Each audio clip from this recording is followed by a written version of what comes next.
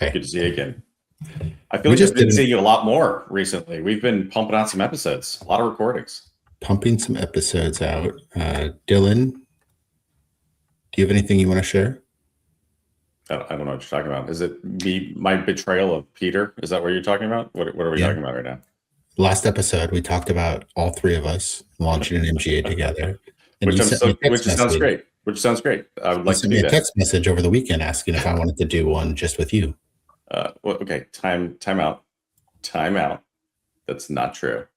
Okay. I'm looking at the text message right now. Yeah, it says please exclude Peter is what I said. Yeah. Get that guy out of here. All I want him is for his software. He's a terrible co-host. Is that the one you sent? That text? That's the one I'm looking at. Yeah. Okay. All right. So I didn't say those names. None of that's true, Peter. He's messing with me. So, but we will. Peter, are you in your lead shed? I'm in the shed. Not allowed to call it the shack anymore, but the shed. Yes. In the shed, just sitting in a shed of betrayal, Doug. Hey, Dylan. Speaking of betrayals. Oh, geez. Oh, yeah. Hey, look. See that? Yeah, I like it. Is there anybody you want to bring up? Well, I thought in the betrayal of Peter, we were going to use a related company to stable to just circumvent Peter completely. Is there right? Any grievances you'd like to air with stable? Any names you'd like to call out? Terrible CEO, That's Doug true, Vermal. That was yeah, no doubt. Yeah. I don't know if there's anybody else. One of the old investors reached out to me asking if I wanted to do a show. It was Charlie. Do you remember Charlie? Great guy, Charlie O'Donnell. Not in the insurance space. I think we were his only insurance investment, but a lovely man. He used to run Brooklyn Bridge Ventures in New York. Was our lead on the pre-seed round. Good dude. Going to go do a chat in the city with him on lessons learned, as a first-time founder, where things didn't go exactly to plan. So that'll be fun. Good. Yeah, he's a good guy. He was in our corner when we were dealing with stuff. Greg, by the way, from the last show as well, was also in our corner, our attorney. He was our attorney at Stable, in case people didn't. I don't think we explicitly stated that on the show, but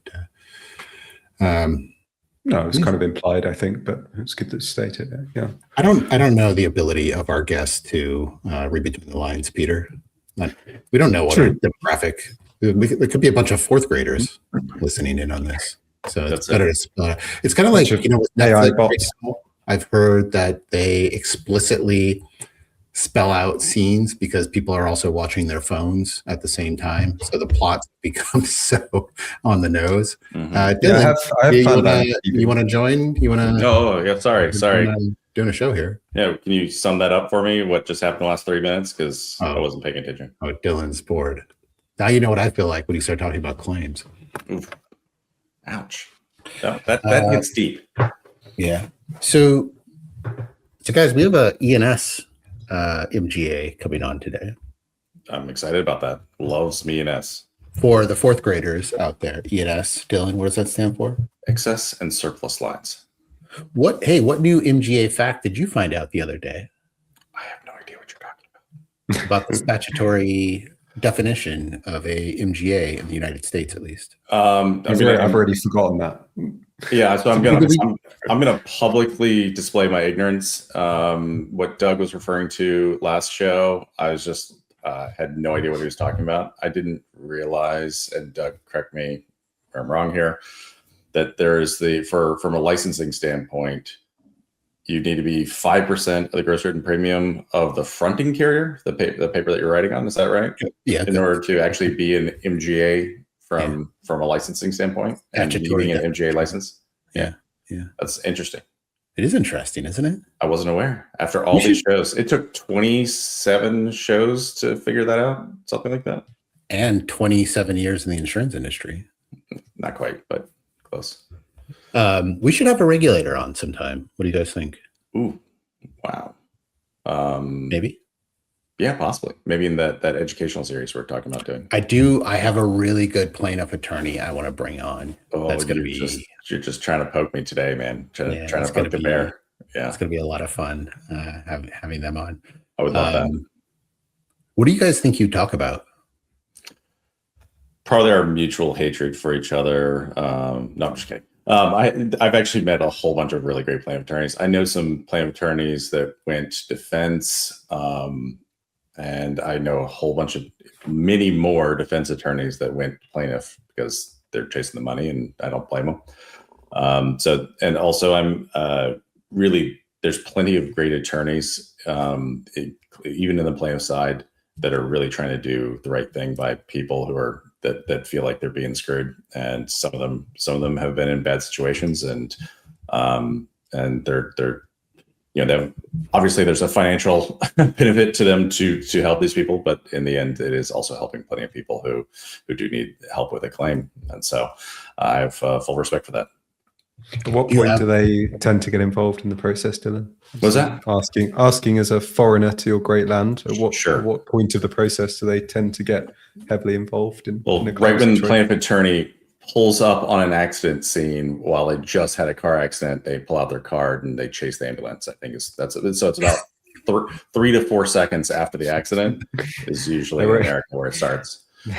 Or it could be on the billboards. Yeah, it could be on the billboards beside the highway. It's on the park benches and at the bus stop benches in Florida. It's pretty intense. It's a different world. I love the airport car share, ride share, the plaintiff attorney billboards. Oh yeah, they're very creative. Like in Vegas, I feel like LA has a lot of them. Out in central Connecticut, we seem to have a lot of plaintiffs billboards, but is that everywhere? I guess I don't drive many places, but Dylan? I'd be keen to see a tourist billboard. I think you should go back to old school advertising. Maybe at ITC Vegas, like a big tourist board as you're driving in. Old Penguin used to do this. They would buy out placards at the airport for that week that ITC was going on. Beyond that, they had all the digital, right, where the baggage carousels are. They just, Bold Penguin everything over there, all the digital signs, and it was pretty amazing. Brex so we use Brex for our credit card internally, and they have you can use points to get a billboard, but I think we need a lot more points to do that. Should we just blow them all on a billboard? Sounds great. Maybe you can just use that for the MGA. Ooh. Where would we place it? Which city? Well, we could buy one in Columbus, Ohio, right? Oh, that's a good idea. Are you saying that Columbus doesn't have a high-end media market, Peter? I feel like that's what we've already gotten kicked out of Columbus once for. Let me say this respectfully. Okay, time out. It might be less than Vegas. Yes, definitely less than Vegas, but also the one episode that will never be seen by anyone that we recorded there in lower.com stadium has now ended in the change of the name of the stadium. So this year's scout it's the same stadium, totally different name. So all because of us. Yeah. Present. All right. People have got to be bored with this conversation now. So let's do it. Let's get them back on though, because we have two guests today, two people joining us from Vivere. I think I'm saying the name correctly. The new E&S play. They just announced something this morning, so we'll have them talk about that, which is very exciting. But guys, let's bring Chris and Dani on. All right. Hey guys. Hi all. Hey Chris. Hi Dani. Hey guys. How are you both doing this morning? Terrific. Great. How are you? Yeah, we're all right. We apologize for you having to listen to that pitter patter. That's what we try to warm the guests up. We set the bar very low, so when the guests come on, it just doesn't matter. You guys look amazing no matter. It's all heavily scripted and practiced. Yeah. Appreciate that. It's great to be here. So Dani, we met briefly. I think online a couple months ago. Chris, we have not had the pleasure yet. So wonderful to meet you. But maybe let's dive right in. You guys had an announcement this morning we saw on LinkedIn. So I'm sure hopefully you want to talk about that. But then after that, we'd love to hear about what you're all working on. Yeah, no, I'll kick it off, and it's terrific to be here. As I said, we announced this morning a partnership with Berkshire Hathaway Specialty Insurance. They are the lead partner for us in our management liability program, which launched officially in January. And we're really excited to have such a strong capacity partner. It's terrific to work with names like that. Part of the kind of philosophy of what we're doing is trying to operate as an extension of our carrier partners, and having great names like that is paramount. It's amazing. Chris, on that topic, so we often speak about on this show the time it takes and the journey to getting capacity. Maybe you could shed a little bit of light on when conversations first started with Berkshire and how long it has taken you to get to this amazing result. Yeah, well, maybe I start with the journey of how I got here to start with, because I think it plays into that, because it's a great question. When I decided to launch an MGA, it was really built around conversations I was having in the market about kind of inefficiencies and challenges that were out there. We were seeing tremendous growth, but there was a lack of alignment of interest. There was a lack of profitability, a lack of data utilization, a lack of kind of transparency. And I said, I think we can fix this. And then when I dug in further, I saw exactly what you just referenced. A process to get a good program up and running was taking 9-12 months. And I said, this is ridiculous. We should be able to do this better. And I think started to dissect what was it that was causing such a delay. Was it kind of legal? Was it kind of credibility and the track record of the individuals you're bringing in? Was it that you had multiple constituents in the carriers that you needed to get sign off for? What are those triggers? And we have sought to try to break those down. And I think our view is we can take the 9 to 12 months down to 3 months with the carrier partners that we're rolling out with through this systematic process, as well as the technology, which I can come into. But to answer your question, for the first one with Berkshire, we were your more traditional 9+ months when we started the process. But it's been through program number 1, and then we're going to launch a second program in kind of the end of March, which have kind of really positioned us well to kind of break down some of these barriers that we're seeing in the market with great partners.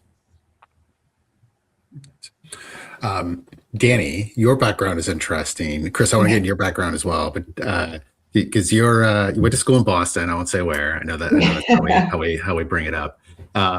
But then went into banking, I think, and then went over to InsurTech with SMC, and now working here on the distribution. Well, SMC is on the distribution side as well, but like truly, right, the building product and stuff like that.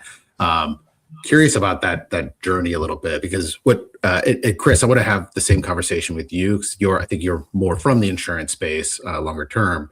The people that we hope are watching this are thinking about kind of taking the dive and either going to work, Dani, like you are for another entrepreneur, or Chris, you deciding to go out and kind of build something on your own. I'm always curious about kind of the risk analysis that it takes for somebody to move in there. And then Dani, you're interesting just because like with HBS, you could have gone a lot of different directions, and it seems like you kind of eventually slotted yourself into insurance. So there must be some interest or some opportunity that you see there. Yeah, definitely. Well, I'm not going to be able to live down the school in Boston thing for the rest of the day. Chris knows and how, so thanks for that one. But I definitely don't have kind of the straight line career path so far. I started in banking, like you mentioned, then went to business school thinking I didn't want to be an analyst anymore. I wanted to be an operator. I was talking to the CEOs and CFOs of these major Fortune 500 companies, and I was like, that's what I want to do. I don't want to just kind of be sitting here getting this information on the back end and telling somebody else what to do with it, but not actually driving that impact myself. So that was really the impetus for me to kind of go to school, make that pivot. And I kind of caught the startup bug while I was there. And I said, I can use the skills and the training that I got from working in financial services in kind of these new industries and helping early and growth stage companies with their operations. And I actually started out more in the consumer space. I was in travel and hospitality for a couple of years while I was in school, moved into more of the traditional CPG space in kind of the beauty world, and then made the very obvious transition into insurance from there. So like you mentioned, I was at SEMC for 3 years before joining Vivere. I started out as chief of staff there and then moved into a head of strategy role, and then kind of worked on turning around kind of the small business facing part of that business and working with the retail agencies to get them to use the platform more. And kind of through all this, I never expected to kind of be in the insurance world from there. But what I loved about it was there actually is something very tangible to it. I love the consumer space because I was like, these are products that I use every day or that my friends use and we can all talk about it. But the reality is insurance is inherently tangible. Every single person and every business needs it. And so to be able to kind of solve a tangible problem, but that's a little bit more complex, and seeing kind of all these different elements of the value chain, even when I was at SEMC being more broker facing versus now at Vivere, working with MGAs and seeing kind of the carriers and the reinsurance part of the value chain. It's been really interesting to kind of get that fuller picture of it. And I'm excited as I kind of come into this industry and keep learning to fill that out and really get the full perspective on what it is and what kind of impact we can have. We need you going out and talking to folks at business schools or colleges and letting them know that insurance is a viable career path that they should think about. Super interesting. You touched on a couple of things there. Like the biggest to me is always like the economy does not work in its current form without insurance. And I think a lot of people kind of forget that or gloss over the fact of how important it is. Just the risks we're able to take, and even more so with companies like yours that are being created, just like niching down on risk even more. So very cool stuff. Chris, with you, like maybe talk a bit about your experience and kind of, I mean, you talked about the why of what you're doing, but just the journey itself, I think is always interesting. Maybe like Dani, I had a very similar experience to you. I used to work at Mercer in-house, mostly on IP initiatives. And so we were doing a lot of M&A at the time. And I was talking to the technology teams of companies that we were buying. I was like, that looks much more interesting than being an attorney. So that was like kind of my journey into it. Like Chris, how about you? Like what kind of like pushed you into more of the entrepreneurial side of what is a very conservative industry? Yeah, Doug, I thought you were pointing out the fact that I didn't come from a school in or around Boston. Me too, Chris. I went to school in Iowa. Dylan, even worse. He went to school in Virginia. So, I went on holiday once to Boston. Does that count? Yeah, exactly. No, my background, it actually, when I started my career in investment banking and kind of got connected with the insurance group, I then pivoted away from that and was brought back in 1995 when Swiss Re wanted to form a private equity arm. And that really kicked off 17 years with Swiss Re. And Swiss Re is clearly a battleship, a large corporate. And the greatest things about it were it taught me the ins and outs on insurance. And I kind of, in 2014, I realized where I was in that curve. And I was getting hungry to move the needle more actively and work more with entrepreneurs. I had 3 primary jobs at Swiss Re: head of group strategy, head of M&A, and head of all their alternative investments. And it gave me terrific exposure into the markets. And so with a hug and a kiss in 2014, I told Swiss Re that I wanted to leave, and subsequently have been kind of in a retail aggregator, a wholesaler, and then kind of decided to launch Vivere. But it was a real shift for me. I had the foundation of knowledge that a large carrier can kind of bring you, and I felt equipped and kind of the time was right to make that leap. So I think most people fall into the insurance industry. I think now kind of colleges are more focused on it, and you're seeing the risk schools, and you can go recruit, and it's not the same kind of type of industry that people thought kind of 20 years ago, but it is one where we're focused on the tech forward angle of this. And when I say that, we looked at kind of InsurTech 101 as a bit of a bust. A lot of people learned a lot, but it drove with technology and forgot about the fact that we were in insurance. And I think when we started to develop the Vivere model, we said, we've got to go and turn this kind of back right side up.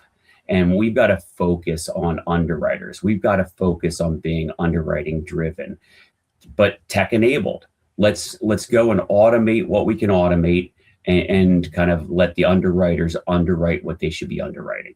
And that's really where we're seeking to kind of transform the underwriting process. Yeah. Anybody that talks about InsurTech 1.0 having issues gets me excited, especially if we want to get into some valuation conversations, which Dylan says I'm not allowed to speak about anymore. We love to talk about this on the show. Yeah. I have specific questions, guys, in terms of your product set that you have. I see it's kind of financial lines, management liability, directors and officers. One, I'd love to know big picture segments you're focusing on in that community you're serving, broker distribution, or where you're looking for the business to originate from. But also, it goes to a fundamental question I have for a lot of MGAs, which is when you come into a crowded market, which is financial lines, right? D&O, there's a lot of options for companies to buy those coverages. And we're approaching at the same time a kind of softer market with rates decreasing as we see. How do you approach that? How do you differentiate yourself, and how do you keep underwriting discipline and consistency going during those times? Yeah, a lot to unpack there. So I'll start with the model. We are seeking to build a diversified model. We think a diversified model has greater scalability, more sustainability, and greater efficiency. And some of the technology that we're seeking to implement kind of can drive that. We are focusing on any niche line where we can add value. I think there's already too many kind of cooks in the kitchen. If you go across the value chain and you break up the dollar a premium into all the buckets it goes to, I struggle with the dilution that you see in that. And I think that we don't want to be in an area, if a carrier partner can readily gain access to a risk, they should go do it. But I think you guys have referenced in the past on kind of other podcasts, the SME market as one where kind of some of the large carriers should not delve into the SME market. They should leave that to kind of somebody that can be a little bit more nimble and kind of approach the market differently. And that's kind of just one example of what we're doing. I think that the way we differentiate ourselves, to kind of use your management liability kind of comment, is one, the underwriter. We are looking for rock stars. And the way I define a rock star is you've got to be able to deliver good cross-cycle underwriting profitability. You've got to have a distribution edge. You've got to have a fire in the belly to build. And you got to have a willingness to embrace technology. If you got all those things, kind of, I want you on the team, and would love to have anybody that listens to this. I'd love to have a conversation with them. So the underwriter is number one. The second is the partner. Berkshire Hathaway as a partner is a terrific partner. We fit very well with them. We operate as an extension of them. We want to build a long-term relationship. And three is the vision we have for the company. We are not short-term kind of thinkers. We are building for the long term. We want to establish a company that can perform across cycles. So to your point, the overall rate environment you see, this is a generalization, but I think fair, is clearly softening. And we want to be able to participate kind of across cycles. And I think that's the approach that kind of we should have to go build a good long-term company. So like I think about this, Chris, a lot from building a software company now. And I built an MGA prior to this, and would have been more in the like tech first versus the MGA first. I fell into that trap, right?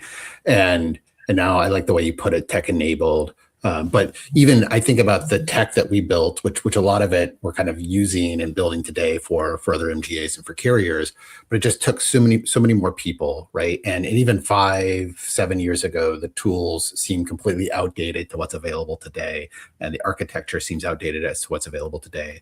And so from a software perspective, if you're building today from scratch, you just have a natural advantage over somebody who built something even 5-7 years ago.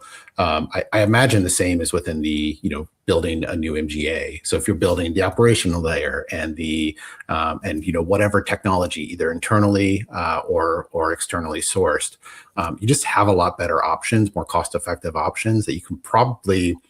Even there are differentiations that you've pointed out, but even if there weren't, you're just gonna be able to operate in a better way, and probably at a higher margin because of those advantages that you have. Is that part of the thinking? We're building this today with that natural advantage plus all of the other options that we have available to us? You nailed it. I think that what I would say is I was very fortunate to partner with a CTO co-founder in Sachit Gulapalli, came out of Rippling.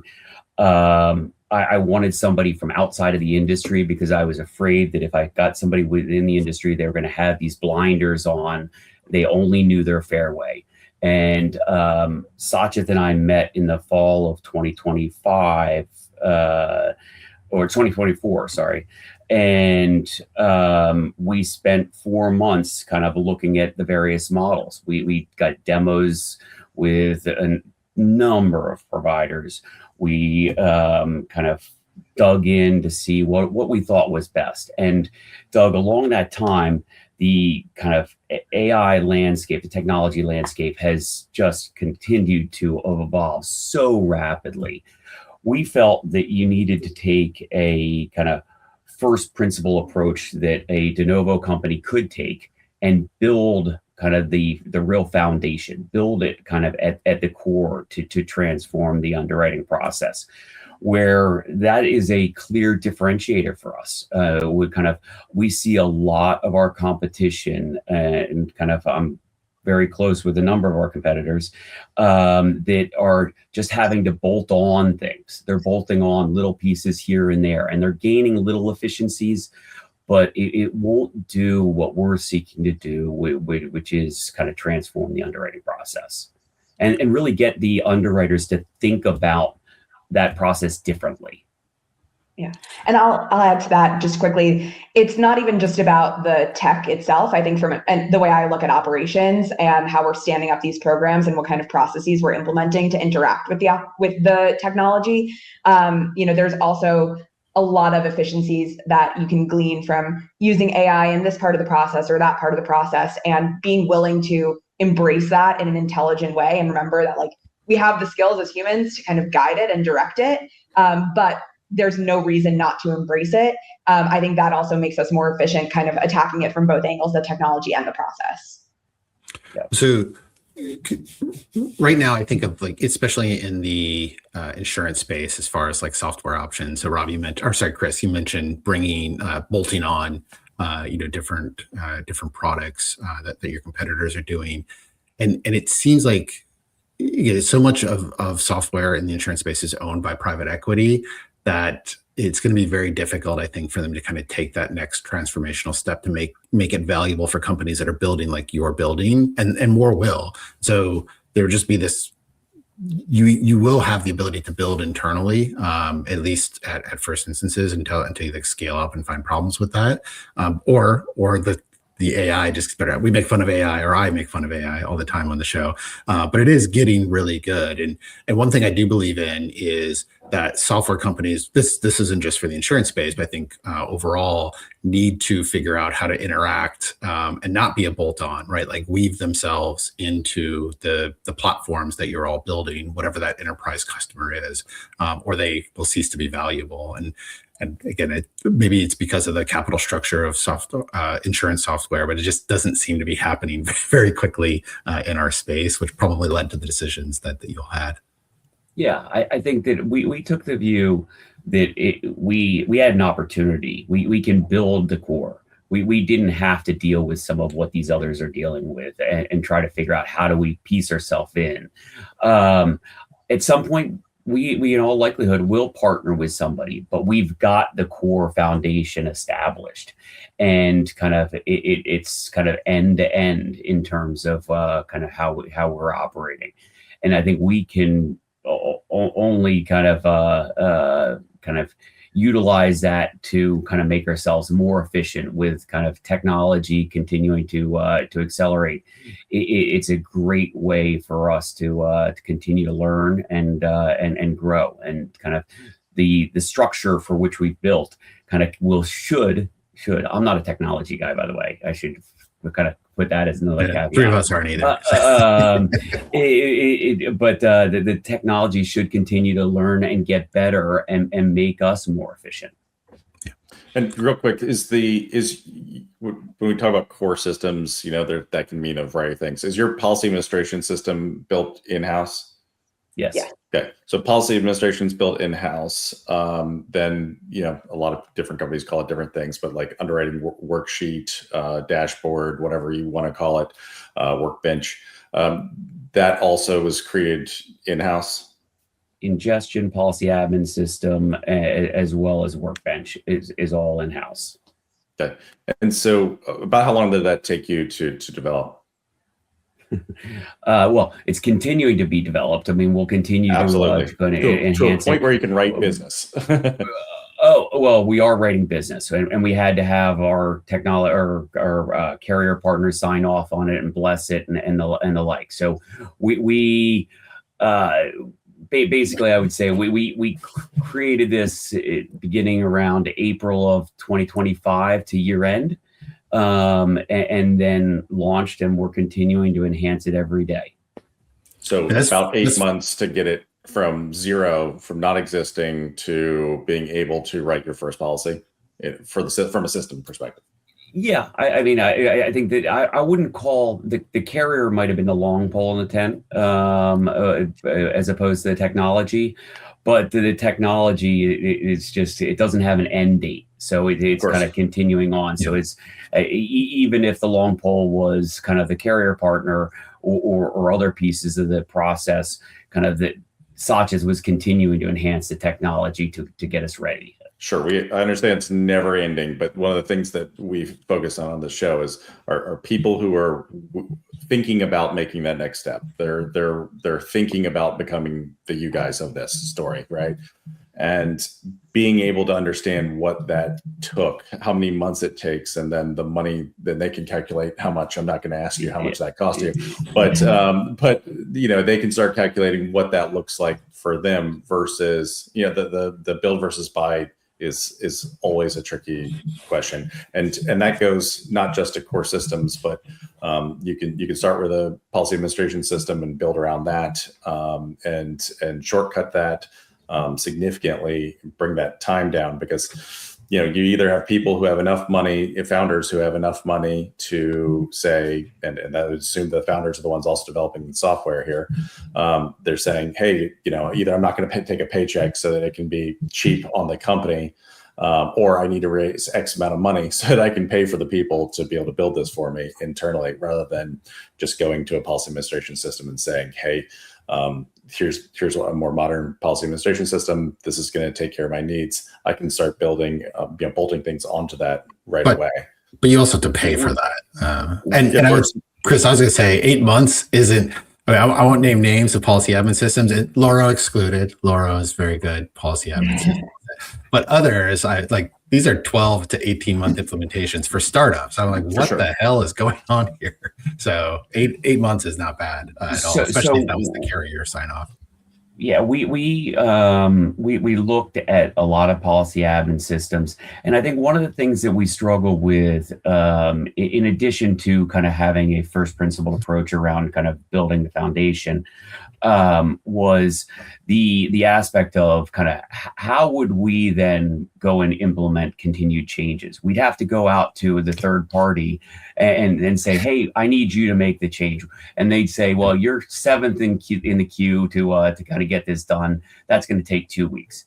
And so the control aspect was also a big factor in terms of the thought process. Yeah, I'm trying really hard not to give a sales pitch for Loro right now, which is my company. But Chris, your feedback there is exactly what we did in our company, which is build it so that underwriters can control and change things and update things real time and not have to communicate to anyone. And Peter, I think you need to work on your marketing, apparently. Yeah, I think we should have spoken 8 months ago, but I think what you're saying is absolutely spot on to what modern technology has allowed people to do today. That time to change things in software is reduced dramatically. Where the complexity lies is, in all honesty, the broader architectural view of how you link things together, about how you communicate one system to another, about the kind of data security, the general infrastructure elements of it, which are very hard to do quickly with AI or competently, in all honesty. And I think that's where, Doug, we do give AI a lot of stick on this show because of that, because it doesn't work for a regulated industry like Loro in its instance today. But look, I'm all for it. I think it's exciting that you as a company took ownership for your project and built something that really materially makes a difference for what you're trying to do. I'm also saying to anyone listening, if you like an alternative, Loro is there too. Peter, we will charge you for that plug. Brought to you by Laura. Right. Yeah. Well, I think the nice thing about now having built the chassis is as we go and we roll out other programs. So we've got kind of specialty property, which, as I said, is going to launch in the end of March, early April. We've got allied health, where we've hired an underwriter and we're going through the process. I think we can kind of, with that core kind of technology, we can go and adapt it to the specifics of each line of business. So one may be a portal system, one may be a email submission system, one may need different kind of tools around the rater. We can adjust those in a very quick time frame. So again, it goes back to trying to reduce, Peter, where you started, kind of how long does it take to get up and running, kind of from that 9-12 month period to we can do it in under 3. And that's a fundamental change in the industry. Yeah, and I think it's to the point that you said about, particularly in the world of E&S as well, right? That appetite changes on Tuesday, your system needs to reflect that on Wednesday. And it's all well and good writing risks on a basis, but when you're in such a dynamic, fluid market where you have such control and ownership of your pricing direction and policy contents and clauses and things like that of that nature, you have to have that level of control. If not, you're writing the type of business you shouldn't be writing for a period of time until those changes are effective. Agreed. Chris and Dani, kind of questions for both of you here. But so Chris, specifically on how you met your CTO from Rippling, which I love Rippling, by the way. We're a proud customer. Maybe we can get a little bit of sponsorship from them with that plug. But you're curious on how you met your CTO, and also curious how you and Dani connected. Because I always think it's interesting how these teams kind of form early days, and a lot of it's just luck sometimes, finding the right person. Dylan, Peter, I'm going to say something nice about Dylan now as an employee. Dylan was our head of claims at our MGA, and spoke to him a long time before. Dylan, I probably knew you 4 years before, just trying to convince you to to give me, well, first you helped with capacity, then we just convinced you to come on board outright. But yeah, curious, Chris, how you kind of put the team together, what that looked like. Yeah. So I was previously with a firm, Socius, which we ultimately sold to RT, and I was very much kind of enamored by the culture that was built. And everybody uses the word culture, but we had everybody rowing in the same direction. We had people that would support each other, not just because there was an economic benefit to it. They just kind of cared. And a lot of what I wanted to build was kind of similar in terms of bringing the right people together. And so you asked about the CTO. I was fortunate to meet Satya through a General Catalyst, who's our lead investor, introduction. And we spent several months kind of, what do you call it, dating, trying to get to know one another. We are slightly different, and he's slightly younger than I am. He comes from outside of the industry. I know nothing about technology, and kind of it really came together as a kind of something I'm very proud of, a unique partnership, and kind of that combination was I was very lucky. I was also lucky through mutual friends. I spent a lot of time kind of networking to meet people, underwriters and kind of others in the marketplace. And so through a mutual friend in the industry, I was connected with Dani. And I think, as I said, I'm looking for rockstar underwriters, but I've been very fortunate so far, and I'm hoping to keep the track record going to have rock stars across the board. Yeah, that's so important to do that. Just being out there for the networking, right? And I don't think we've hit this too much on the show before, which is that concept of you have to put yourself out there. You have to talk to others in order to find that team. And you don't know if that's going to be the team that you're working on right now or 5-10 years from now. And it's just that's a critical part, which is why we endorse going to shows, conferences. That's the way you're going to actually get to meet people is through these types of things. So wait, should we sign up Chris and Dani for Scout right now? Yeah, you going to Scout? Scout InsurTech in Ohio. Go to Scout InsurTech. This episode is actually sponsored by Scout. You guys should go. We could talk about why offline, but it's a great event. They're doing a lot of MGA stuff. I think, Dylan, your point is exactly right. You have to be in the market. We are out kind of talking to tons of people about what's going on in the industry, why we think we're unique, and kind of just getting a lay of the land of what's going on. And so whether that's going to conferences, having podcasts, doing video chats, it all means a lot. And we are looking to bring more people, young, experienced, together in this industry and to work with us. So you got to be networking. Do you guys go to target markets? That's another great one for MGAs. Yeah. That's a good one. Yeah, absolutely. Don't bring that up though, Doug. I'm so disappointed that I'm missing the mid-year. So you know how they have a guest speaker at target markets, like usually quite a famous person. They had Martha Stewart one year. This year they've got Bear Grylls at the mid-year, which I was like, that would have been amazing to see Bear Grylls. And then I'll go to the full year and it'll be some insurance executive. So, well, we're going to both, and so we'll give you the download on how Bear Grylls did. You guys can take a selfie with Bear and send it to Peter. Really, there you go. That would be hilarious. Yeah. Dani, I have some questions on the operational side of an MGA. It's great to have your profile on the show, because for me this is the big piece of running an MGA that people underestimate or don't get right. So I'd love to know the top 3 things that are on your mind from an operational perspective, kind of as an MGA. I would say, so first and foremost, I think the first one is people. And that goes to Chris's point about culture. We're always thinking about just how do we kind of work together with the best possible team, because I mean, we're also a small team today. We're only 10 people. And there's nothing more important than who you're building with, especially at this early stage. So being able to think about kind of what people are we bringing on board and in what capacity. So whether it's we just hired a forward deployed engineer, our first one, or, if we're bringing on, whether it's underwriting support or something else, right? How do we kind of build the right team and the right culture?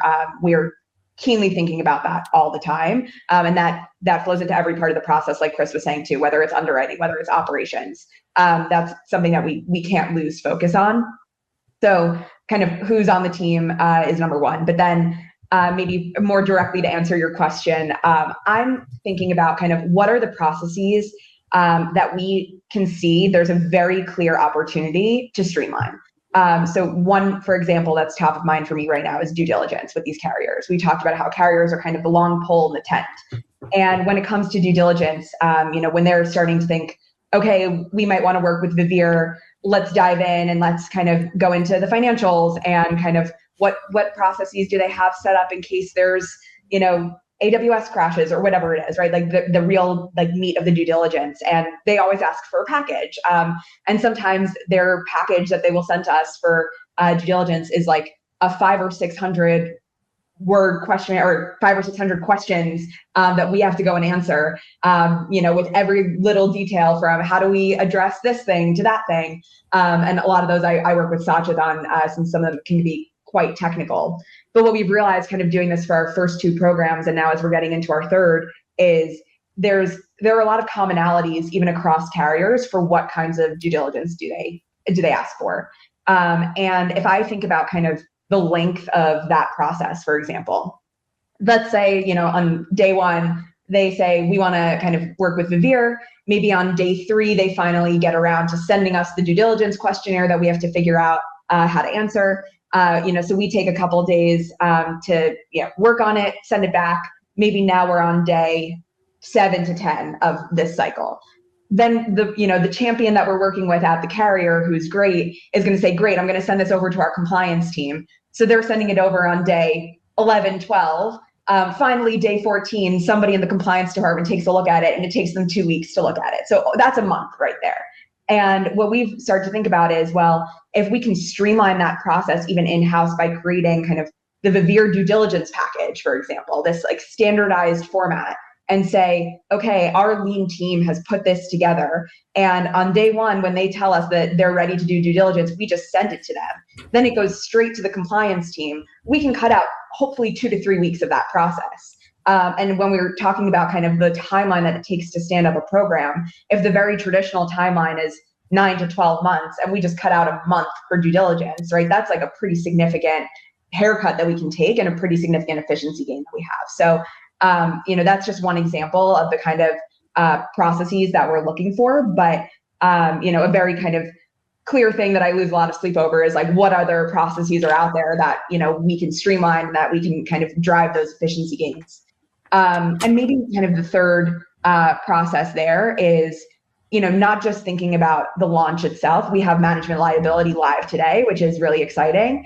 And I'm thinking about, okay, even post-launch, how do we continue to maintain those efficiencies?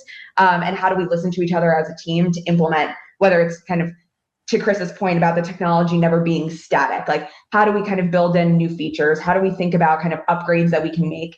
And also, how does that translate from program to program? Because we're going to continue to add amazing underwriters and new programs to our platform. And the beauty of the platform is any new program can kind of just plug into this efficient infrastructure that we've created from the operational and technological perspective. But how do we make sure it kind of sings across the platform and it's not just siloed success in one area? So you don't have much going on then, it sounds like. No, a lot of free time on our hands. Yeah. Okay. If I could add a 3A to what Dani should be doing, which is we are also, I think the performance tracking of our operations is key, but it's also the underwriting tracking that Dani's spending a bunch of time on that is incredibly valuable. We are going to have tracking dashboards that kind of our underwriting leader will see our leadership team will see, our carrier partner will be able to see, and reports will go out to our kind of distribution partners. And so we want to do everything we can to make kind of all these constituents as efficient as possible. And Dani has been instrumental in kind of helping us along this journey of kind of everywhere we can touch that helps to make people along the operation curve more efficient. We want to prioritize and figure out, okay, what are we doing 1, 2, 3, and 4? Yeah, I love that. Like the dual mandate, the focus on underwriters, right? I think is often lost by even people that are well-heeled in the industry. They think growth first. I have to hit these numbers, right? This is what my front expects of me to get in year 1, year 2, and year 3. But the KPIs on the dashboard might reflect all of that, and nothing towards like underwriting success, or how are we doing on those metrics? Are we being good stewards of the risk capital that we have? So I love that focus. Dani, I have one question around about the forward deployed engineer. Is that somebody you all hired that is going out to like distribution partners, or what does that role look like for you all? Yeah, so we hire them in-house. And the idea, rather than sitting kind of in a more traditional tech setting, the forward deployed engineer would go sit with your end customer and kind of then bring back the insights. To put it in like very lowly layman's terms, because I am also not a CTO, but the way that we kind of view it is having an engineer who can sit with our underwriters as they're developing their program and really bring those insights into the platform and how we're building out the workflows for each of our different lines of business. I love that. They're tried and true insurance people here. I love that. And that won't stop at the launch. That is a continued kind of resource. Go back to kind of Dylan's comment earlier. Kind of we will look at continued evolvement kind of as we get more data in, kind of what should we be changing within the systems. And so I expect that we'll have kind of a forward deployed engineer kind of operating with each of our programs as we launch them. You guys might have just created a new insurance position for MGAs to have on the first 10 people. All right, Dylan, we're like almost done with the show here, and you haven't asked any claims questions. I promise I will, but I've got one other underwriting question first, which is and we are running out of time, so it's one of those things where I just want to make sure I get several of these great questions in. Important question number one for a company like yours: how are you deciding what your next lines of business are, and which ones are you entertaining right now?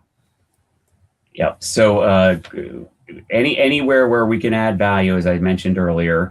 I think right now we've got an allied health individual that's coming on board in next week, Dani. Yeah. So specialty property will be number 2, allied health, the kind of number 3. We've got some professional liability business that we are likely to be bringing somebody on board for. We have additional areas within property that we're going to probably expand into. We're looking and speaking with environmental underwriters. We're looking and speaking with an energy team. But it's really about finding the rock star. So I talk with carriers all the time and figure out where your white space is or how can we help you. Then I go kind of talk to the market about kind of where's good underwriters, where can I find good talent, and we've got to make all the stars align. And so kind of we're having multiple conversations a day with different underwriters about kind of what we're seeking to do and seeing if there is a fit there. And the fit has to be right, not just for us, but for that individual. I mean, there's a lot of people that are very comfortable sitting at a large carrier, and kind of that's not a bad thing. We love that. But for people that have that fire in the belly that want to go build, then kind of let's go. Yeah, thanks. That was an excellent question, Dylan. You've been holding back these questions and asking the best one. Listen. Well, I'll just listen to Doug babble on. So rambling. I have a follow-up, Dylan, to your question, if I may, very quickly. So to Dylan's point, so let's say, Chris, for argument's sake, you have 2 great opportunities with, let's say, environmental and a specialist property program. I guess this is also an operational question too, but perhaps launching two simultaneously is a challenge, maybe. What would be some of the factors that would make you, as an MGA, prioritize one over the other? What kind of assessment are you looking at? Max total premium potential? Are you looking at the kind of performance of that product? Are you looking at partnership desire to output that program? Really love to know that. Yeah, so I don't think we're constrained by the technology or operations. Yes, would go out and hire some additional forward deployed engineers, the recruiting pitch for them. But our technology and our operations, I think, put us in a position where we could take on north of four programs is in our plan for this year. We think we can do kind of two at one time. We don't have to prioritize. I would say I am not top line focused. If somebody comes to me and says, what is the premium level I've got to have? That's not the right approach. I kind of turn it back on them and say, kind of, what is the right amount of business you can do to deliver inside of the loss ratio pick that we have, and that's kind of where we go. And I think another area of differentiation for us is we'll take a longer J curve approach to it. You don't need to kind of tell me I'm going to generate 12 or 15 million year one. I just need to see the 5-year path that you're going to get to scale, because kind of that's needed, and you're going to keep that profitability. Nice.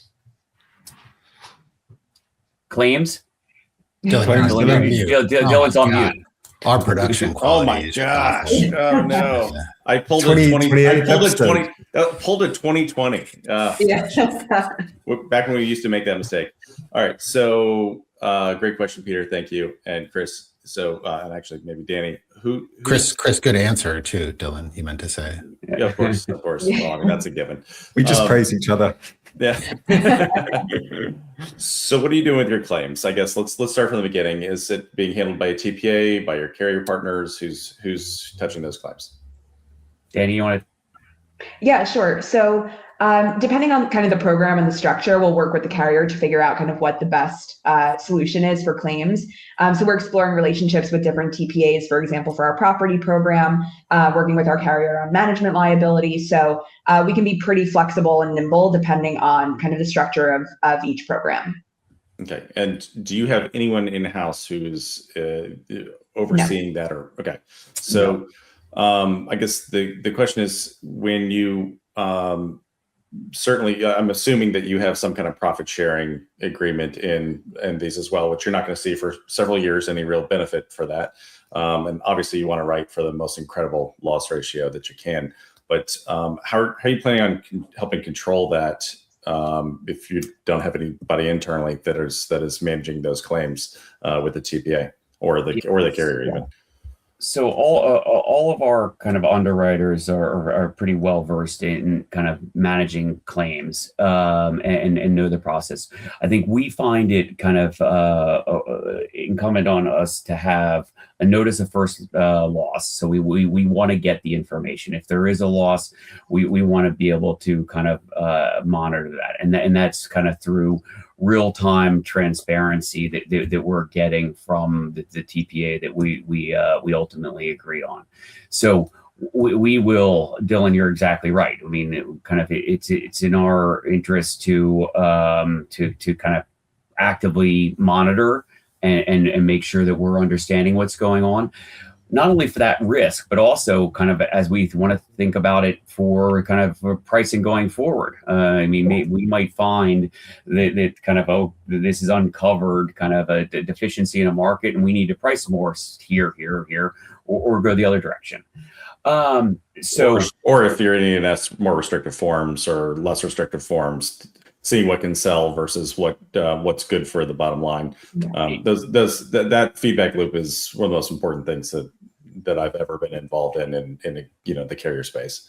And I think speaking to feedback loops as well, just to add on to that, our system is able to kind of pull in various third-party data sources as needed. So for some lines of business, maybe we need to pull in data from a credit bureau, or maybe we're pulling in Yelp reviews on a certain restaurant if we're, writing those kinds of risks. And I think as we kind of get more data on claims and what's happening in the market too, we can figure out, hey, maybe we should be pulling in this source of data from the get-go on underwriting to make sure that we're catching things before they happen. Sure. And so when looking at, and even with a carrier partner, I know it's very tempting to say, all right, well, the carrier partner is going to handle these claims. Fantastic. They have a vested interest in doing so they want to do it better. I do find generally that's a good way to go. Still wanting to monitor that though, right? And making sure that their claims department is an excellent claims organization. But from the TPA side, when you're exploring TPAs and your E&S, that's one of those unique combinations. It's just, there's two, I'm not seeing a lot of TPAs out there that are really dedicated to E&S products. You have, forms that are unique. You have exclusions that are unique. How have you been looking at that? Are you seeing any specialty E&S TPAs out there? How are you judging it? How are you making a decision on those? We're out talking to several. Your point's a real one. We are looking at kind of TPAs that have good service capabilities, good quality, understand the risks that we're taking, and kind of and in the E&S market, the nuanced approach of those kind of in terms of the forms and kind of the documentation around it, I think is more complex. And so it's just diligence and kind of taking in kind of references per line of business in terms of who can be the best provider for you. And I think it will change kind of by line of business. I'm not sure that there is a one-stop shop for all. I think you've got to be in the marketplace to figure out who's doing what kind of in what area. Well, I'll send you a message when I start up a dedicated E&S TPA. I was going to say, Dylan, why aren't you launching a E&S TPA? So there's a number of them that are rumored out there. They want to be tech forward AI kind of plays that are trying to raise capital. I believe trying to raise capital now to address exactly what you're discussing or you're kind of mentioning. Whether they get there or whether they really can address the problem, I don't know. Well, they mentioned AI, so they're going to get money. It's fine. It's not a big deal. Don't worry about that. It's really in the specialty of understanding E&S claims and what they look like and what these exclusions mean. In a world when we're talking about insurance claims and you're litigating the location of a comma or semicolon. When you're trying to determine coverage, I'd say that you need to actually have specialists who understand what they're doing. Your AI might give you a determination and be very confident about the understanding of what that coverage is, but it doesn't mean anything in the courts. So, agreed. So Peter, we actually get a two for today. Two legacies. Peter has a great question we like to close on, and we'd love to get your input from both of you on this. Yeah. Well, firstly, thanks very much for spending the hour with us, Dani and Chris. We really appreciate hearing the story and very exciting. Look forward to kind of watching the journey and all these new product lines come to life in the very near future, by the sounds of it. So congratulations to you and the team. In terms of how we end the show, absolutely, as Doug says, we like to know what your aspirations are for your legacy in the space. I always say to everyone, it could be personal, professional, but how you'd like to leave your own footprint on the world of insurance. I'm happy to go for it first. I mean, I think that I go back to, we want to transform the underwriting model. And I want to build a good long-term company with great people. And that's my aspiration. I love what I do. I kind of love the people I'm working with, and I kind of think that there's a huge opportunity to excel in this space, and that's what we're doing. Yeah, and I'll add on to that. I think continuing to work with amazing people in this industry and connect with as many people as I can. I guess going back to kind of the bio that I gave at the beginning of being exposed to all these different elements of the value chain, continuing to learn from everybody, across the whole spectrum is incredibly exciting to me. And I'm looking forward to continuing to do that, hopefully for a long time. Love that. Well, hey, Chris, Dani, thank you so much for your time today. Continued success. Congratulations again on officially, it's LinkedIn official. Yeah. Going live today. I know there's a lot of work that goes behind that, so very exciting stuff. Is okay for people to reach out to you on LinkedIn? It sounds like any potential rock stars should be reaching out and talking about potentially working together. But in general, okay for people to reach out on LinkedIn and connect with you. Definitely. We would love to have the discussion, and thank you guys for facilitating this. This has been great. We're really excited, and you're going to see more announcements coming. Nice. Sounds great. We'll see you at Scout. Yeah. There we go. Lots of rock stars there. And/or other conferences. Yeah. We'll be sure to promote them, and then hopefully we see you both in person soon at an event. Peter, I'll let you know how the underwriting summit is. I don't hear it. Thanks. Tonight. Thank you guys. Thank you. Very fun. They're great. Yeah, it's really like we haven't had an early. Well, no, I guess we had Patrick on from District Cover. But it's so fun, just like the first day, and just seeing them go live. And they're very cool people as well. I've met Dani just online a couple times, but through mutual friends, have heard how much great work she's done for the industry. Very cool stuff. Guys, you both had really good questions today. That was an Really interesting good. one. Yeah. I like the world of E&S, as we say, and I think Absolutely. it opens up so many interesting conversations and debates for us to have. So yeah, it's a good one. I'm hoping they don't go look at my weekend shit posts and see my forward deployed engineer poke. Yeah. As soon as she said it, I was like, "Oh, Doug, don't do it, Doug." And then, this is actually a good use case for a forward deployed internally forward deployed engineer. sure. My reference is more towards these InsurTech AIs out here throwing consultants into big enterprises and pretending that this is something new, other than Resource Pro or whatever. What's happening this week then? I understand we've even got yet another MGA Age of the MGA recording this week, which is incredible. We're just pumping out we the are going to be speaking with Chris from Scout tomorrow, right? Wow. Is that right? Wow. We didn't do enough on the show. We were killing time waiting for our guests, our lovely guests to come on. We should have been chatting about Scout InsurTech, who is sponsoring this show today. Yep. Use our coupon code Age of the MGA 2026. Not 2025. That's for last year. Ooh, that doesn't work. 2026. Sure get 10% off. It's the If cheapest you can get the tickets. To be clear, you do 2027. Do you get 50% off? More off? Wow. I don't know. No? We'll have to talk to Chris tomorrow about that.